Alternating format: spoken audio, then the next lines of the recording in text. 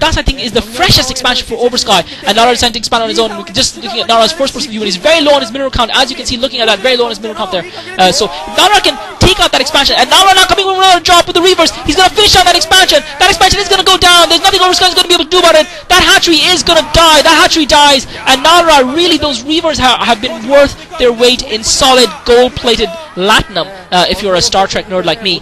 But brilliant play by Nalra, taking down the hatchery, realizing that Oversky is out of minerals elsewhere, and that's really going to cost Oversky. Oversky, though, with the Scourges, if he can take that shuttle down, that's going to slow Nalra down a little bit. It's going to give him some fine space, but Nalra's shuttle too quick, and it has escaped. So Oversky in all sorts of trouble here. He's not really mining from anywhere at this point in time, because both his expansions in the middle of the map, as well as the bottom right corner, the 7 o'clock position, have been under siege from Nalra's forces. Nalra now setting up another expansion, and Nalra's expansion very well defended with a Reaver, as well as 4 High Templar, while he can focus the bulk of his forces on harassing Oversky. Oversky's got only a scattering of minerals left, in the middle part of that, in his middle expansion, so he's really relying on the 7 o'clock and the new expansion he's building at 9 o'clock to keep him in this game, and it's really a question of if Nalra can take those expansions down. I don't think Oversky will be able to come back in, and it looks like Nalra's got a large force built up, and that's exactly what he's going to focus on. That expansion's got nothing in it, so Nalra's going to be running away again. He is building a lot of serious defensive blockade at that expansion at the 7 o'clock. The 9 o'clock expansion gets taken down. Oversky now does have some minerals left at that 5 o'clock expansion, but those are going to run out anytime soon now, so he still has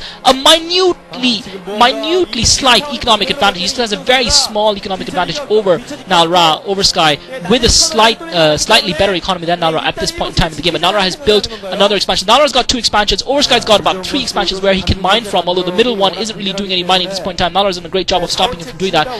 Oversky has built up significant forces. He's been building up those forces all game long, but Nalra has just been too strong. The Protoss army just outmatching the Zerg army punch for punch, blow for blow, and it's going to be interesting to see what one of these 2 players can do to really turn the game around. I think from Nalra's point of view, he needs to take down that expansion at the 7 o'clock position. If he can take that expansion down, that's going to win him the game, because that's really the only place where Oversky is left mining. And Oversky obviously realizes the importance, has got primary defenses in there. Oversky, for himself, needs to keep the pressure on Nalra, needs to keep Nalra off balance while he rebuilds his economic advantage, and while he continues to produce his mass units. Because while he can keep that economic advantage going, he can keep producing, he can keep wearing Nalra down. But the moment he lets Nalra sit back and build a force enough to defend as well as attack, and Nalra caught a little bit off guard there. His forces caught in the middle of the map against those Ultralisks, and Nalra now pulling back just below the ramp, and that was Nalra caught a little bit of disadvantage. Oversky with only half his forces there as well, though, but Nalra successfully defends that. He lost a couple of Archons, but Oversky lost a couple of Ultras, and that evened out the equation in the end. But Nalra looked like he was going to get caught off guard a little bit in the middle of the map there. Oversky now rebuilding again. He's taking advantage of that opportunity to try and rebuild that expansion at 9 o'clock. He knows he needs that. He knows he needs another expansion, because he's going to be running out of minerals at 5 o'clock soon, and if he's on an economic par with Nalra, there's no way he's going to have back in this game. Right now, the only thing that is keeping him in this game is his ability to produce units quicker and faster than Nalra. Nalra, however, is keeping the pressure on, and Nalra realizes the importance of that as well. So it's going again with a shuttle. If he can take a lot of drones here, that might be very well enough to tilt the game in his favor. Nalra coming in with a drop. Will Oversky spot this and move his drones out in time? Nalra also sending in a main force to distract Oversky. Those drones are getting massacred. Those drones are getting absolutely vanquished. They're getting destroyed. Those drones are getting wiped out, and another Oversky Zerg village has been razed to the ground. Oversky losing all his peasants. Those drones all getting killed. He lost about 10 drones in that, and that might very well be the game winner for Nalra. Oversky has lost far too many forces in that attack to Nalra, and now he's in trouble. He's got a large group of Ultras, but they really can't do much. Nalra doesn't seem to have any Reavers left, or if he does, he's using them mainly to defend, and Oversky trying to reinforce that expansion is going to get taken down. Oversky was decided to build another expansion in the middle of the map, but Nalra with some great micro there, he dropped that expansion at the 7 o'clock position while also pushing forward in the middle of the map, and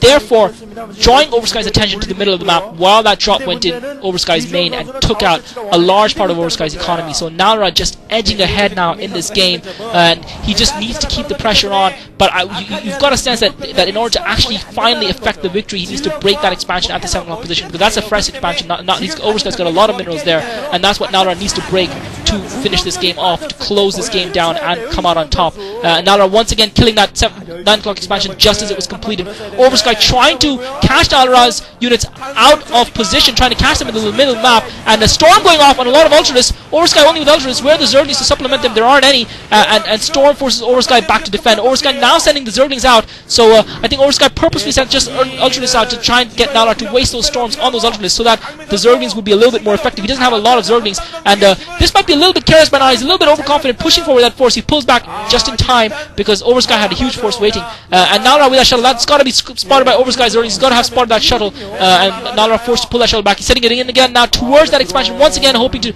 do a repeat of his previous attack against Oversky's economy at the 7 o'clock position, because Oversky's got a lot of Sunkens in the forward defense position. Oversky's also got a Sunken behind the mineral lines. That Sunken will hurt the High Templar when they get dropped, but will it hurt them quickly enough? I don't think so. I think those High Templar will still storm, and Nala dropping the High Templar out of range of that Sunken as it is, and Oversky, this is poor by Oversky. He's throwing the game away here. He loses about 10 drones. Nala flawless, Oversky careless play by Oversky. He's going to take that Archon down, but that's not going to bother Nala because Oversky countered, so that's what Oversky was doing. He wasn't microing his units in his base at the 7 o'clock position. He wasn't microing his drones because he was going for Nala's expansion. Nala has enough units there to hold off Oversky while his reinforcements arrive, and Nala's reinforcements are arriving now. Oversky has got Swarm over there. Nala, the critical difference in this battle this time is Nala doesn't seem to have any Reavers this time around, so that might allow Oversky's units to fight under the Swarm, but Nala taking down a lot of Oversky's attacking units with the Storms, and the remainder of Nala's forces mopping up the fledgling units of Oversky's attack, and Nala's expansion survives. Nala, though, is running a little bit low on minerals, but Oversky struggling. Really, his drone count is got to be absolutely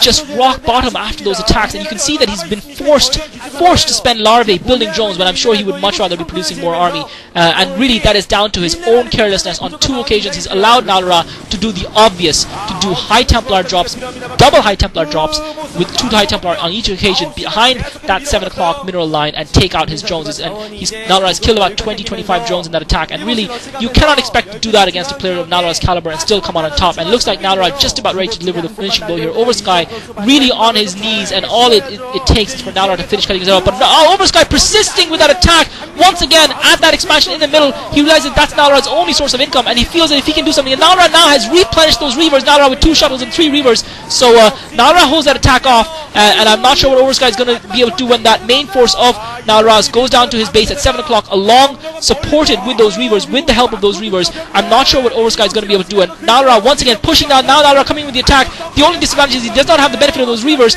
but I don't think that's going to bother Oversky. Oversky does have a Nidus Canal. He's got reinforcements popping out, and this is it. This is going to be the game deciding moment here, folks. Nala, I think he's going to be too strong for Oversky. Oversky defending desperately. Nala forced to pull back. Nala's forced to retreat. Oversky's defense holds for now. Where are those Reavers? Nala needs those Reavers. I think Nala made a mistake going for that attack without the help of those Reavers. If those Reavers had been there, I'm sure that attack would have been successful, but Nala has lost about half of his ground forces. He's killed a lot of Oversky's units as well, but Oversky's defense has held for now.